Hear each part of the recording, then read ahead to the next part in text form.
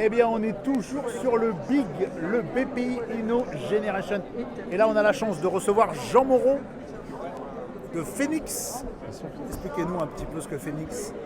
Phoenix est une start-up qui est là pour lutter contre le gaspillage alimentaire et donner une deuxième vie à tous les invendus. Donc en gros, nous, on accompagne la distribution et les industriels dans la fin de vie de leurs produits. Donc dès que le produit arrive à J-3, J-2, J-1, au lieu de le mettre à la poubelle et de l'envoyer en incinération, en décharge ou en centre de tri, nous on le récupère et on le propose soit aux consommateurs à prix cassé à travers une application mobile. Donc vous pouvez racheter à prix cassé des invendus en date courte et venir les chercher en magasin. Deuxièmement, après les consos, on les donne à des assos caritatives. Donc on a une plateforme qui connecte les magasins, Leclerc, Intermarché, Système U, avec les assos Restos du Cœur, Croix-Rouge, Emmaüs, Banque Alimentaire.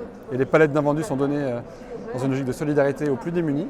Et dans un troisième temps, ce qui a été ni racheté à prix cassé sur notre appli, ni donné à des assos via notre plateforme, c'est proposé à des animaux, donc des centres équestres, des parcs animaliers, des fermes, des porcheries. Et donc à la fin, si tout va bien, avec nos 3 canaux de valorisation, les poubelles sont vides et on a atteint le zéro déchet. Et alors actuellement, vous travaillez avec qui sur ces projets-là? Aujourd'hui, on a 1500 magasins et points de vente dans la solution Phoenix. Donc à la fois des grosses enseignes de distribution, des petits magasins bio, des boulangeries de quartier, des sandwicheries. Tous les gens qui ont en fin de journée des invendus, des invendables, des produits un peu à la limite de la fraîcheur, ou des fruits et légumes moches, hors calibre, etc. Et comment vous gagnez de l'argent du coup? Qui paye? Alors nous, c'est très simple. En fait, on a la chance d'avoir un double effet qui se coule, puisque les invendus, dès lors qu'ils sont donnés ou valorisés ou revendus, ils ne sont plus détruits. Donc le distributeur ou l'usine économise le coût de traitement des déchets, donc ils économisent quasiment 150 à 200 euros par tonne. Et en plus, soit ils récupèrent du chiffre d'affaires quand ils revendent les produits aux consommateurs, nous on prend 1 euro par produit vendu, soit c'est donné à des assos caritatives et ils récupèrent une réduction d'impôt.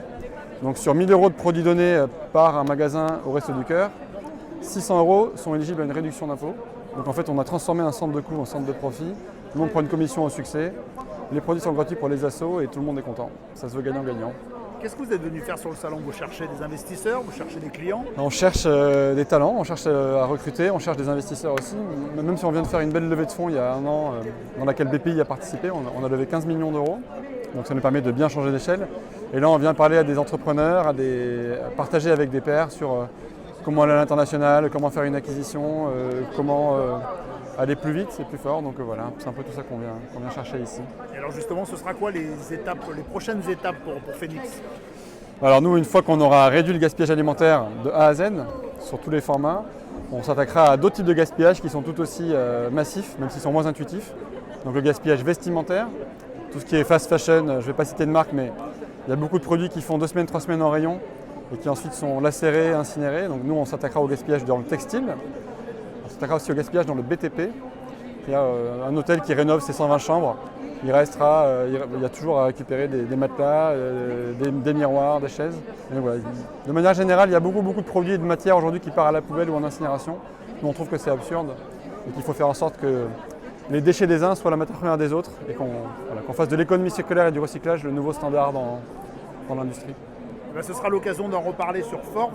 Jean Moreau, merci. Merci à vous.